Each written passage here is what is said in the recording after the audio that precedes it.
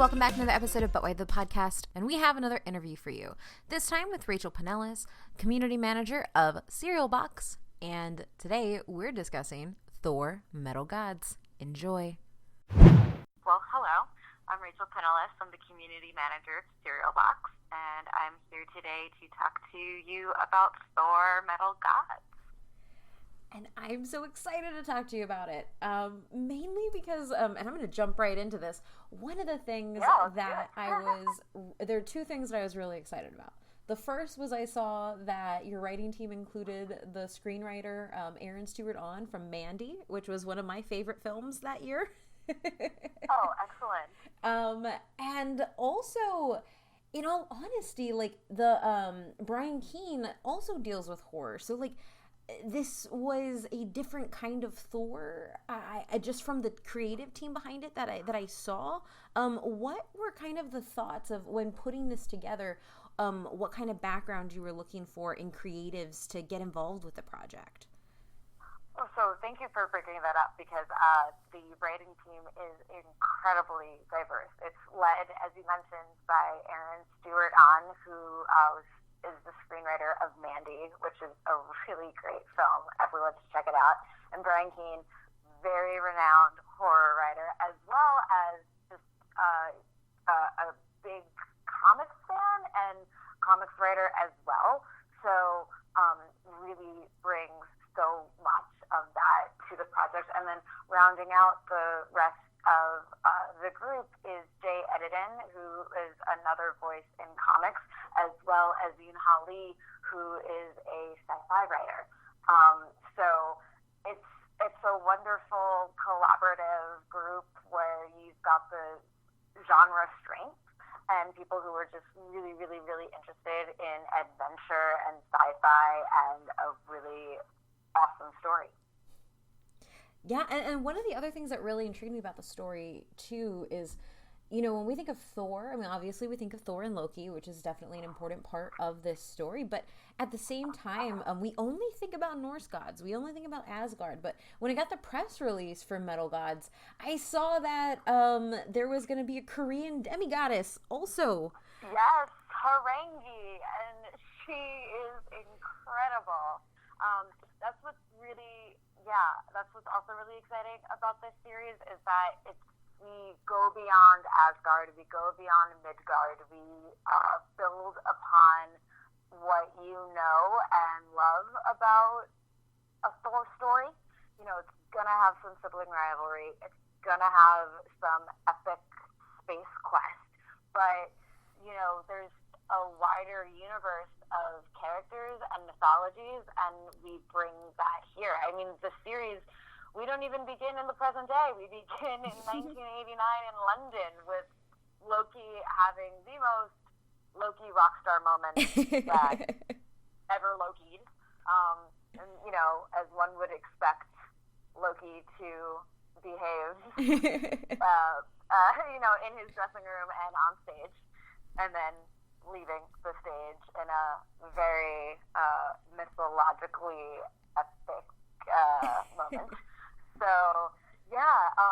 So yes, we bring in a lot of elements that you wouldn't necessarily expect for those who may be more familiar with Norse mythology and past Thor stories, and we really open up that world and bring in the Korean character with Harangi and show just a wider universe of mythologies and characters and experiences. And what was you know, the choice? I mean, I guess the choice behind that, because when I looked at the press release and the more I've looked up, you know, Metal Gods and seen people's reactions to the, you know, the first chapter, it's really diverse. I mean, and it's something that, you know, doesn't necessarily come natural to something steeped in Norse mythology, right? But you have Harangi, but then you also have the captain, who is gender ambiguous, you know, a non-binary character. Like, what were some of the thoughts when rounding out kind of rounding out this story? Were you actively looking to were the writers, were the team looking to create a more diverse world for Thor to sit in, or did it just kind of, come with the territory of a new story? It came with the territory of the new story, but it also came with the territory of the great group of writers that came together. Aaron is a big K-pop fan, which you'll see is featured also heavily in the story, especially with episode 2, which I don't know when our chat, Kate, is going to be out, but as of today, today's Wednesday, December 18th, tomorrow, December 19th, episode 2 of Metal Gods is coming to your eyes and ears, and in that episode, we will be with Zia on their spaceship, the Orlando, and there is a K-pop performance, and I don't want to give too much away, but it is wild. And so all of these elements came together with the territory of the opportunity to tell a great new adventure, but then also what all the writing voices brought to it. And Serial Box, all of our series, follows a writer's room format, and so that's how we can do the, delivering it to you weekly. That's the serialized episodic aspect of it, and so that way you've got a lead writer that will help shape the overarching story, and then, very much like a television show, like Watchmen, which just ended, that I will talk to anybody about. It was wonderful. But, Damon Lindelof is, the showrunner, and then each episode is written by a different writer on the staff, but it's done, in a collaborative way so that everyone is participating in shaping the story, but then, episode to episode, the assignments shake out a little differently. That's awesome. And that's something that really makes Serial Box unique, right? Especially in this very listening culture, right? Yes. I think so. I think it's also very much one of our strengths, and it's how we get such diverse stories and voices and characters and creators, and so that's why it's really awesome to see what kind of alchemy happens when we bring all these different voices together. And that's how we got Thor Metal Gods. And on the topic of Thor Metal Gods, because I haven't read a lot of Thor. I have seen the Marvel movies. I read a couple of arcs. But what kind of level of knowledge do you think a reader has to come in? Can they come in completely blind and new to the Thor fandom? Or, should they is there any prior reading, or what would your recommendation be? What's the accessibility at a fandom level for Thor Metal Gods? That's a great question. And I think the accessibility here is if you know that Thor is the guy with a hammer, and he can fly and has weather powers, you're good. And I understand sometimes how intimidating it can be with comics characters and characters in films that are based on comic books that have decades of a publishing history. You might see the Thor Ragnarok movie and think, oh my gosh, this is awesome. Every one of these characters appeared in a comic. That's cool. I want to, learn the whole history. And then you realize that, wait, I have to read 600 and how many issues? And so for some people that can be daunting, and then some people it might dissuade them from getting more stories about a character that they were really excited by and connected with. And so what's really great about Metal Gods is that if you have even the most passing familiarity with Thor and Loki, even if it isn't your MCU familiarity with them, and that's, Marvel Cinematic Universe, even if it's just kind of, oh, yeah, when I had that mythology course in my English class when I was in 8th grade, and we did Norse stuff, and there's Thor and his brother, and they fight and they have powers. If you know that, then you're good to go. That's really, really great to hear. And I know you phrased it actually perfectly. My mom never watched the MCU. I was like, oh my God, there's 22 movies. I have so much to catch up on. And phrasing it as like, yeah, there's definitely like probably more than 600 issues of Thor out there now. Oh, for sure. I mean, I was just thinking about what is considered, main continuity, right? Yeah. And so then when you want to talk to someone about like, oh, I really like Batman, and I've been watching, Batwoman on the CW. How can I read more about this character? And then you have to start explaining the multiverse and Earth 2 and Helena, and it's just kind of like, wait, they're married in this universe, but they're not, but they're on the show, but in this comic, they don't know what. So I'm really excited. It's really exciting that there is that available to fans, that, you can go so deep into all the verses that you want, but then as these characters become more popular and reach a wider audience, the accessibility is really important, and that is, I think, Thor Metal Gods, that serial box is doing that we have now.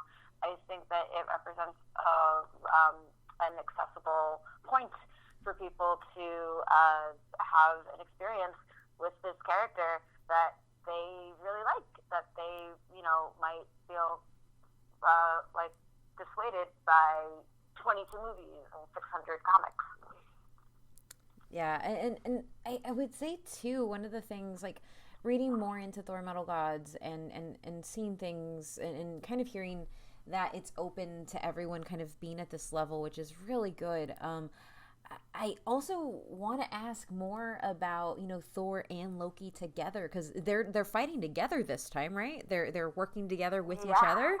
I mean, what goes into that? Because that's a brotherhood that I think most people at least kind of understand. They're not necessarily best friends. How did the creative team, really go about crafting that? Because it's hard to see them on the same side sometimes. Well, it's really interesting because obviously they both are as guardians, and they both have they're each up gods, right? So Thor's the god of thunder, she's an avenger, he's a hero, and Loki is the god of mischief. So sometimes when they're on an adventure, they are opposed to one another. Maybe one is on their allegiances are at odds, like we've seen in the Avengers films, but also like we've seen in the Avengers films, sometimes for a wider adventure, they realize that they have to align together, that they do see eye. They are connected.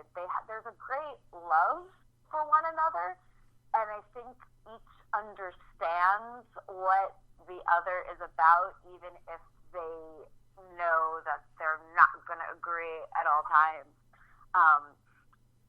Loki likes. I think one of the best ways to kind of sum up their relationship when it comes to how they relate to Midgardians, which are us Earth dwellers. Thor really loves humans and Earth and is a part of the ranks of, the greatest heroes, whereas Loki, he just wants to kind of mess with you and mess with people. And he has discovered in his very long life, and this is also something that gets touched upon in Melogods as well, he has discovered humans are really fun to mess with in any century. And that's how he meets some characters, and then that's how he gets into some trouble. And then Thor, goes, oh, brother, I know you were having fun, but to these humans, your fun is kind of disastrous. So let's work that out. So, that is the most distilled way that I can explain that. But I think that that tension and those themes, even in the good part of our story when we're in space, is very evident there. That's awesome. I'm getting so excited listening to you talk about this. It's just such an exciting story, so I'm just really excited to let everyone know it's out. You can listen to it, you can read it. I want the word out. So somebody who hasn't heard about the series, what would you say to kind of hook them? Like, what would your hook be for this? Oh, my hook? Yeah, like, what do you think? Okay. Yeah, like, what would you say? So, say you have a person who's never heard of Thor, Metal Gods, a person who may, you don't even know if they like Thor. What would you say to kind of get them to, hit play and get into reading it? The God of Thunder and his brother, the God of Mischief, have to go to space to track down this enchanted relic that the God of Mischief may or may not have put in the wrong hands. And the fate of the universe is up to them. That's awesome. I mean, I'm not gonna lie, you have me, so that just sounds so great and so epic, and yet still so different from like the giant sky beams we see them fight all the time. Like, it's the fate of the universe, but in a very different way. So that's It's a very intimate approach to the fate of the universe, I think. We're gonna run into the frost giants. We're gonna see some physically big characters from in the Marvel universe of characters, but the heart of the story are the character relationships and how they're navigating that together. So, and that's really fun to read and listen to. That's awesome. And this is the first of Marvel Serial Box content, right? There's more coming? Yes, there is more coming. So Thor is the first, and then Black Widow is coming, as well as Jessica Jones and Black Panther. That is a killer lineup. They're really exciting characters to play in their world. Each is so different. Each has so many awesome, I guess, I don't want to say B characters, because they're all wonderful characters, but like their rogues gallery of villains and their supporting characters within the world of the other three main that I've mentioned. They're so distinct, so fun. There's so much that I cannot reveal yet, but if you're excited about what you see that we're doing with Metal Gods right now, Black Widow and Jessica Jones and Black Panther are going to deliver that and more. That's awesome. So yeah, we're just at about time. Is there anything else, you want to add? Just that, our narrator is really cool. It's Daniel Gillies from the originals of the Vampire Diaries. Oh, sorry. I just got real excited. Yeah, he's so cool and does such a good job. And he's narrating the entire series. So not only is he giving voice to all the characters, which includes Thor and Loki, so you hear his take on these characters, which is wonderful, but he's also narrating it, and so the acting that goes behind all those elements is really, really, really fun to listen to and see what he brings to it. And with every episode that I get to review, as it comes in, I'm just blown away. That's awesome. That's so damn cool. It's so interesting how distinct his voices are for each of the characters within the series, and how distinct they are. We don't want to obviously compare to, Chris Hemsworth and Tom Hiddleston, but they're pretty popular, those guys. And so just a little bit. Is really, just a little bit. Just, these 22 movies. But Daniel is really making the characters his own. And there was a trailer that we released a few weeks out from the first episode's premiere, and it's just about a minute and a half clip, but in that clip you can hear the narration of the general story, and then there's a snippet of dialogue between Thor and Loki, and you just hear how distinct and exciting each is. And so that's what I really love, that we go to all these different corners of the universe, different places in time, and hearing what Daniel is doing with all of that material is really exciting. That's amazing. So for everybody out there listening, where can they head to? Where can they go and download and listen and start getting involved with Serial Box and like the rest of your content as well? They can go to our website and our apps, and so our website is serialbox.com. Not the breakfast food, but serialized fiction. So that is serialbox.com. And then for the Thor series, that will be serialbox.com/Thor. And then our apps are available on Android and Apple. And so if you just search Serial Box in your app store, you'll see our app. There's an icon. You'll see a book that looks like a box that's opening. That's your Serial Box. And then on socials, our handle is the same everywhere. It's Serial Box Pub, P-U-B, on Twitter, Instagram, and Facebook. Awesome. As well as YouTube, where you can listen to the trailer that I just talked about. And I will make sure to include that in this interview when I post it.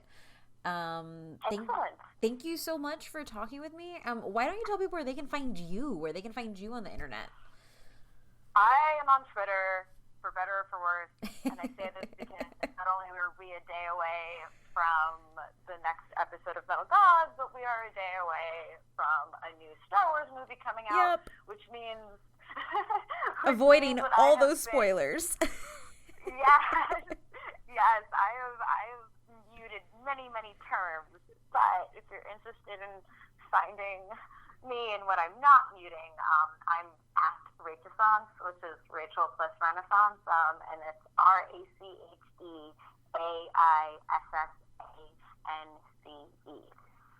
I made my account when portmanteaus were really, really popular. I'm stuck with it. It sounds cool, but sometimes it's a little longer to spell. So. My handle is Oh My Myth Randier, and nobody knows what it means, and also very long. So I feel ya. Right, but you know what? If it makes you happy, that's what's important. Exactly. Well, thank you so much, Rachel. Seriously, this has been a great talk. Great, I'm excited. I'm excited to hit play. In all honesty, I'm so excited that you are, and I'm so happy that we were able to talk, and I got to tell you all about this. And hopefully, when we have Black Widow on the horizon, we can do this again. Oh, 100%.